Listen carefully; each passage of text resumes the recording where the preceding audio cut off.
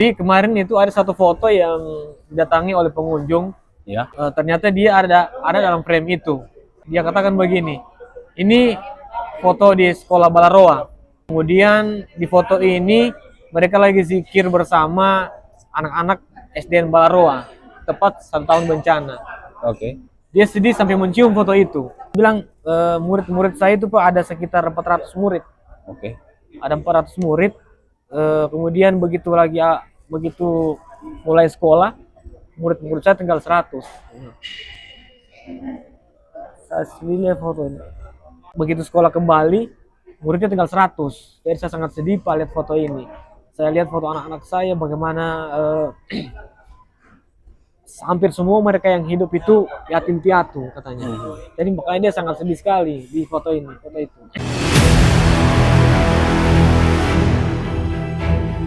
Baik, kita berjumpa lagi di Radar Palu Podcast.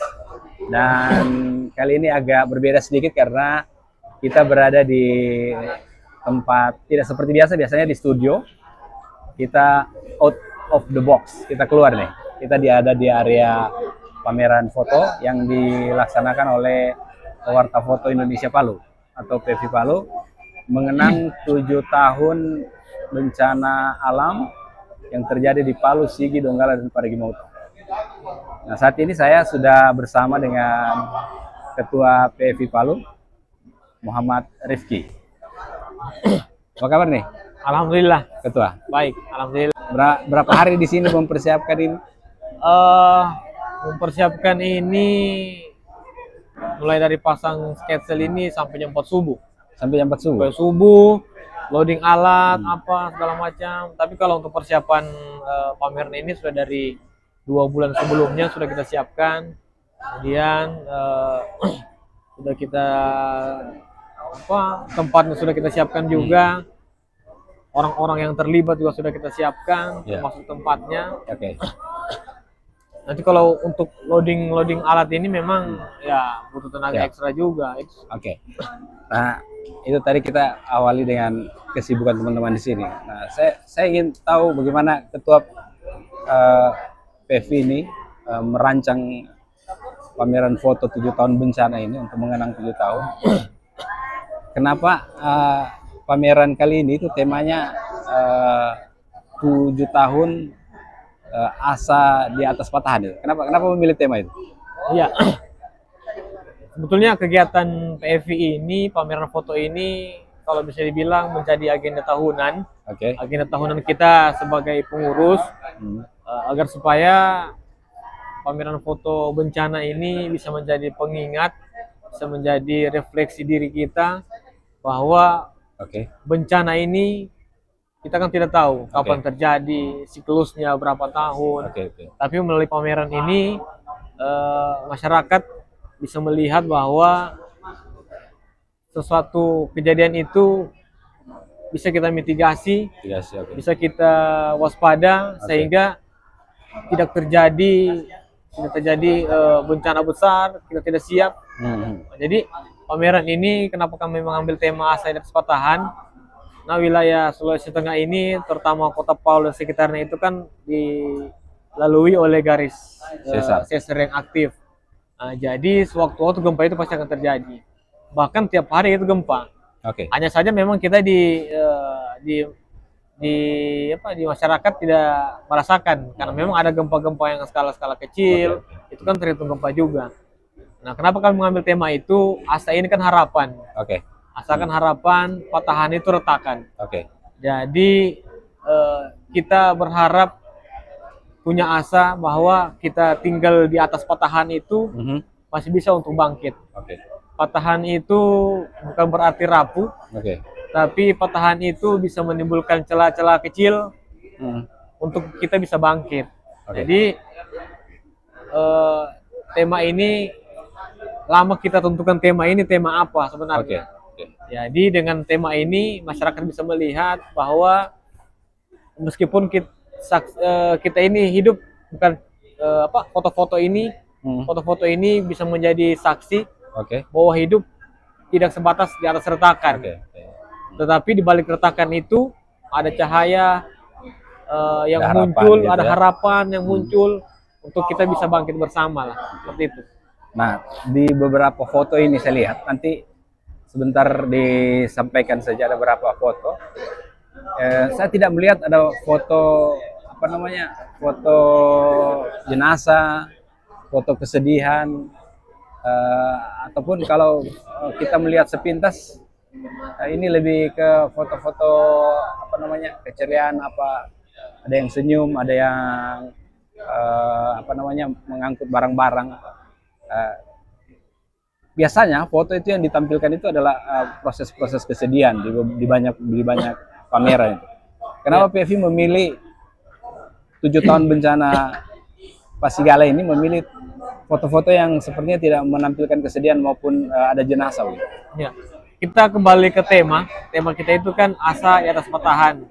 Jadi kita memilih foto, mengkurasi foto itu sesuai dengan tema, itu yang pertama. Yang kedua adalah terlalu dini kita harus menampilkan foto-foto kesedihan, foto-foto yang agak sadis, karena kita tahu sendiri di teman-teman jurnalis ini kan banyak mendokumentasikan foto-foto di awal bencana, bagaimana evakuasi mayat berserakan di mana. Jadi untuk saat ini kami belum sanggup lah untuk memamerkan foto-foto yang masih berbau kesedihan. Sedangkan kita melihat saja foto-foto yang orang-orang yang bangkit ini, yang senyum, tapi masih ada luka lah, masih ada sedikit kesedihan yang menghantui kita. Jadi kemarin itu ada satu foto yang didatangi oleh pengunjung. Ya, ada didatangi oleh pengunjung. Ternyata dia ada dalam frame itu, ada dalam foto itu. Dia katakan begini, ini foto di sekolah Balaroa, sekolah SDN Balaroa. Kemudian di foto ini mereka lagi zikir bersama anak-anak SDN Balaroa, tepat 1 tahun bencana. Dia sedih sampai mencium foto itu. Jadi saya bilang, ibu kenapa sampai bisa seperti ini? Saya bilang, saya ada di foto ini, Pak. Saya mau ini ceritanya. Dia bilang, murid-murid saya itu, Pak, ada sekitar 400 murid. Ada 400 murid. Kemudian begitu mulai sekolah, murid-murid saya tinggal 100. Saya lihat fotonya. Ada fotonya di sini ya? Iya, ada fotonya. Ya, begitu sekolah kembali, muridnya tinggal 100. Jadi saya sangat sedih, Pak, lihat foto ini. Saya lihat foto anak-anak saya bagaimana hampir semua mereka yang hidup itu yatim piatu katanya. Jadi makanya dia sangat sedih sekali di foto ini, foto itu. Jadi rencana foto itu nanti kami akan serahkan ke sekolah bersangkutan karena dia masih guru di sana. Jadi saya bilang nanti saya akan hubungi fotografernya. Foto ini akan saya sampaikan, akan saya kasih ke sekolah sebagai kenang-kenangan, sebagai pengingat bahwa Kota Palu dan sekitarnya ini pernah dilanda bencana besar. Makanya di foto itu dia bubuhkan pesannya. Pesannya itu dia itu. Silakan bersedih, tetapi bangkit itu yang utama. Di tulisan kedua dia katakan, semoga kalian semua yang mendahului bisa masuk surga. Itu kata-kata terakhir dari pengunjung itu. Jadi sedangkan melihat foto-foto yang seperti ini, kita bisa menjadi sedih. Apalagi harus menampilkan foto-foto yang lebih vulgar lagi. Saya saja melihat foto-foto ini terkenang kembali. Apalagi kita sebagai sebagai saksi, sebagai penyintas, juga sebagai korban dalam acara ini, begitu. Ini anaknya ketua kebetulan hadir di sini. Jadi kita biarkan sesuatu yang lebih natural begitu ya. Karena ini memang kita lagi di tempat tempat umum. Jadi banyak yang datang kemari, ini foto saya, Pak. Ada beberapa frame yang datang, ini foto saya. Bahkan ada yang datang juga, saya ada di sini Pak waktu gempa. Ada di sini. Kemungkinan kalau saya tidak pergi beberapa menit dari sini, mungkin saya yang ada di foto ini, dia bilang. Jadi foto ini juga bisa menjadi cerminan diri kita, refleksi diri kita. Kalau memang kita sudah dipanggil oleh Maha Kuasa, kita pasti sudah dipanggil. Nah, makanya foto-foto ini kita masih menerima foto-foto yang doa bersama, orang sholat di depan rumah, Tuhan. Karena apa? Karena kepada siapa lagi kita harus kembali? Kalau bukan kepada siapa lagi kita harus meminta, kepada siapa kita harus berdoa, kepada siapa kita harus kembali? Tentu kita akan kembali kepada Ya, Tuhan Yang Maha Yang Esa, Maha Kuasa. Yang Maha Kuasa. Baik, ini di pameran 7 tahun bencana ini ada berapa fotografer dan berapa frame yang pada akhirnya bisa ditampilkan?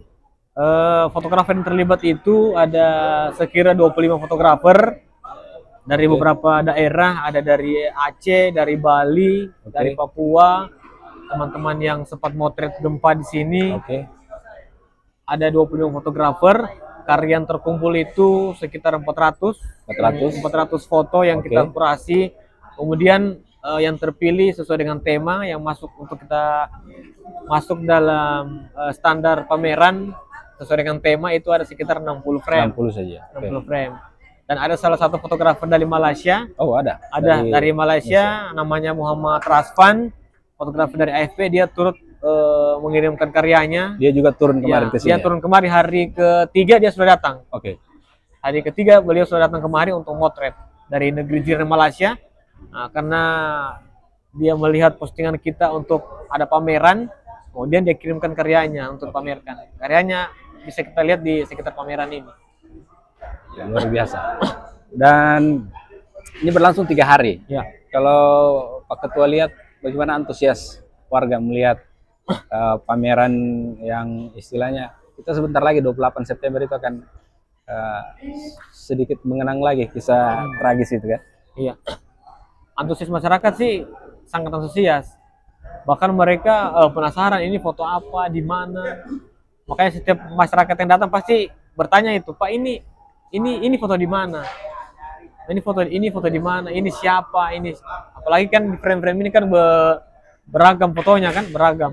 Ada foto anak-anak, ada foto suami dan istrinya, ada foto orang evakuasi.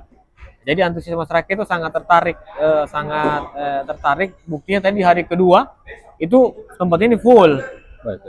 Harusnya kita bikin yang lebih luas lagi, tapi space kalau Grand Mall menyiapkan kita lokasi di 5x5 meter. Jadi kita menyesuaikan saya dengan lokasi yang diberikan. Nah, ke depan kita mungkin akan lebih buat ruang pameran yang besar supaya bisa masyarakat itu melihat foto lebih leluasa. Baru akan ada juga foto-foto, ada buku-buku foto yang kami siapkan. Jadi masyarakat bisa sambil melihat foto-foto, sambil belajar foto dan bisa menikmati foto-foto yang ada di pameran ini. Gitu. Nah, mungkin yang terakhir Pak Ketua.